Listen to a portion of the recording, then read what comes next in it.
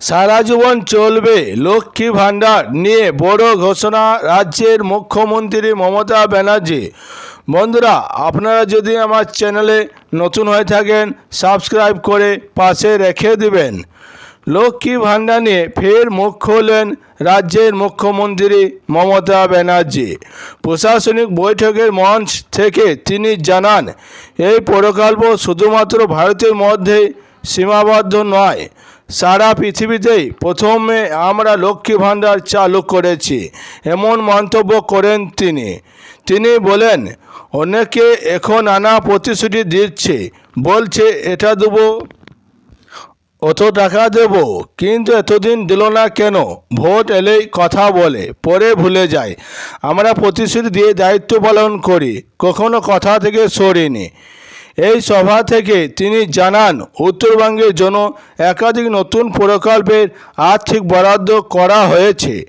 পাশাপাশি তিনি তুলে ধরেন, রাজ্য সরকার পূর্বে যে 4টি প্রতিশ্রুতি দিয়েছিল, খাদ্যসাথী, দুয়ারে রেশন, লক্ষ্মী ভাণ্ডার এবং ছাত্রছাত্রীদের স্মার্ট কার্ড, সবই বাস্তবায়িত হয়েছে।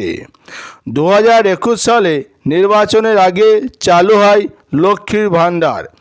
এই প্রকল্পের সাধারণ মহিলারা প্রতি মাসে 1000 টাকা এবং তপশিলি ও অনগ্রসর শ্রেণী মহিলারা পান 1200 টাকা করে।